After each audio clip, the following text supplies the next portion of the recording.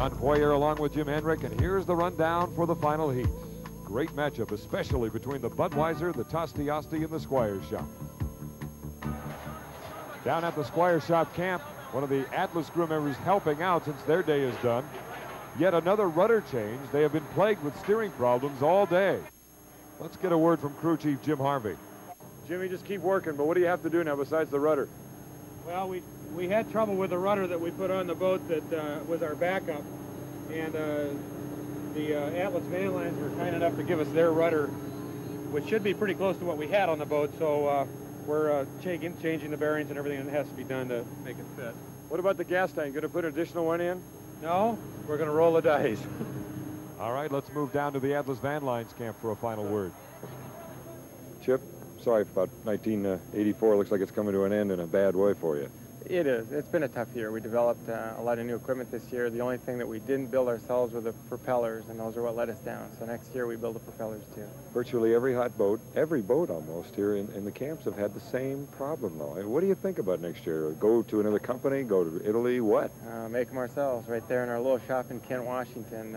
We build everything else on the boat ourselves, and that's the only thing we don't build. So from now on, we build that too. Well, good luck in '85. Can't wait to see you again. Thanks.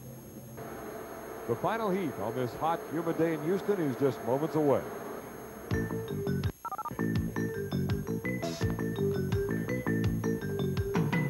Suffice to make it the championship for 1984, and let's find out from Jeff Neff. Jeff, actually, I got to change engines for this final. Yes, we are. We had planned an engine change just as it worked out. Jim, coincidentally, will be putting in the same engine we've run the last 2 years here, so we're not superstitious in this camp, I guess.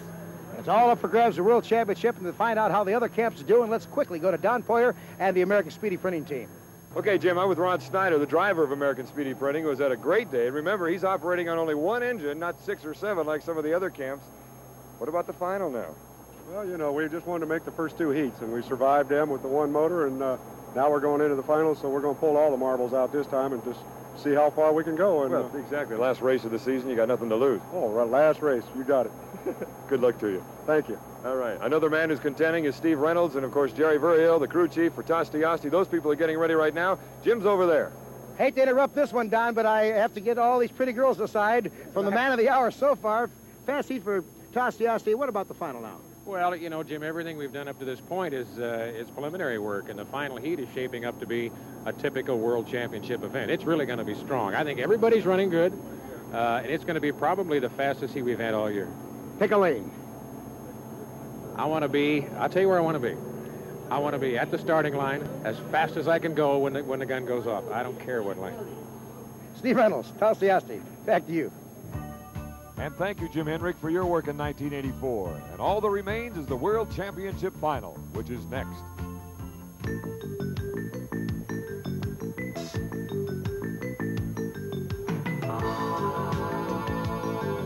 And a look at the final heat. The rundown, of course, this is the last voyage for the Budweiser, the boat they have now, looking on down the line. Let's get a final comment from some of the drivers.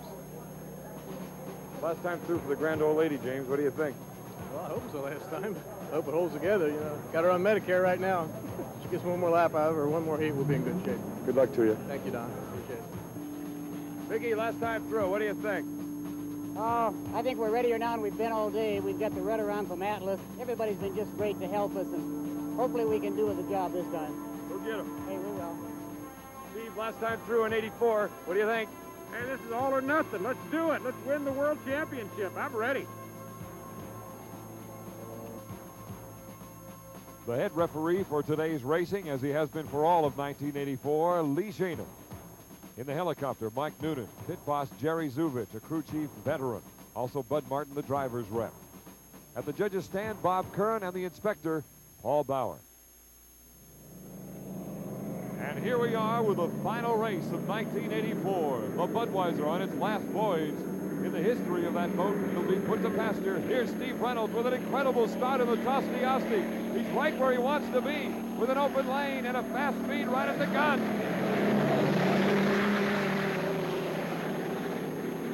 Coming into that wide first turn, it speeds at better than 175 miles per hour. The Tosti Asti with an incredible turn in lane number 3.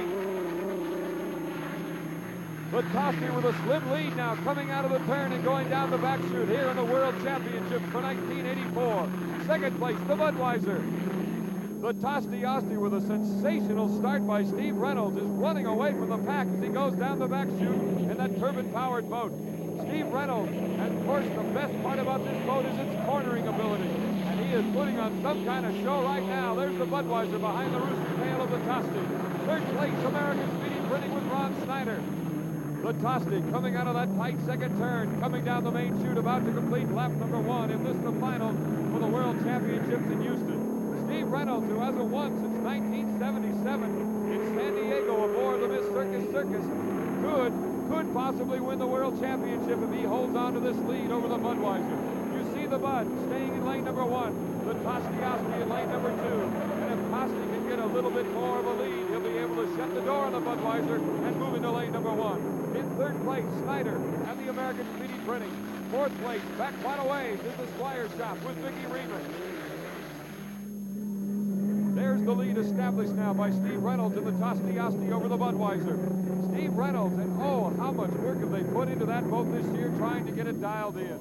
They did well at Syracuse. Then they had the frustration of a bent propeller shaft in Evansville when they lost the blade off of a prop. They had to use their backup boat in a couple of races before it was ready. The Budweiser, look at the smoke coming out of that Griffin engine. The Budweiser's in trouble. In third place, American Speedy Printing with Ron Snyder in that turbocharged Allison engine that they borrowed from the Joe Ritchie Spirit of Detroit camp. But right now, Steve Reynolds is moving along in first place. Let's get his speed.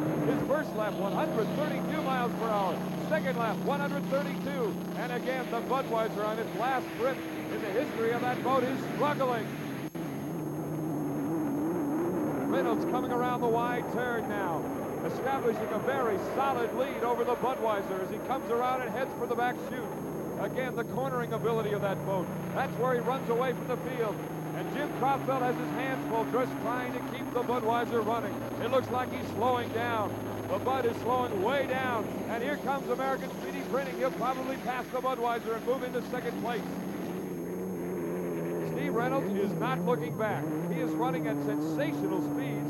He is now running at a clip of 127.6 miles per hour, slowing down slightly. And now I would imagine as he talks on the two-way system with Rucci, Jerry Burhill back in the pits is probably saying, let's just keep this baby running. I've got a great lead. Let's see if we can maintain the lead and get the World Championship here in Houston. Steve Reynolds, the Vietnam veteran, highly decorated serviceman, a helicopter pilot in Vietnam. He's got the lead here in Houston. And moving into second place is Snyder and the American Speedy Printing moving ahead of the Budweiser.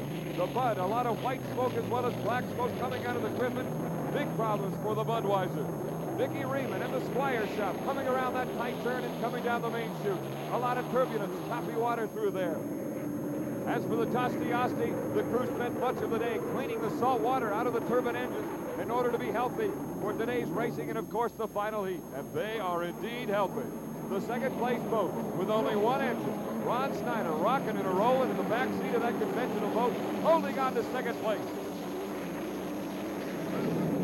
He's running at about 115 miles per hour right now in second. Jim Cropfeld is bringing the Budweiser in. Oh, an unfortunate ending to an incredible chapter of racing in Budweiser history.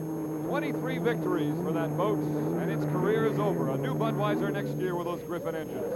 Steve Reynolds coming around the tight turn for the final time in 1984 and here in Houston. The World Championship will go to the Tosti Asti. His first victory in 1984. His first victory since 1977 as a driver. Steve Reynolds, the Tosti Asti, World Champions in 1984. Second place, and what an incredible job of driving and work by the crew of the American Speedy Printing. Ron Snyder, second place, American Speedy Printing. And so the curtain has fallen on this year's racing circuit for the Unlimiteds, the Tosti Asti, the reigning world champion. American Speedy with an impressive second, and we'll hear from the world champion driver and owner in just a moment.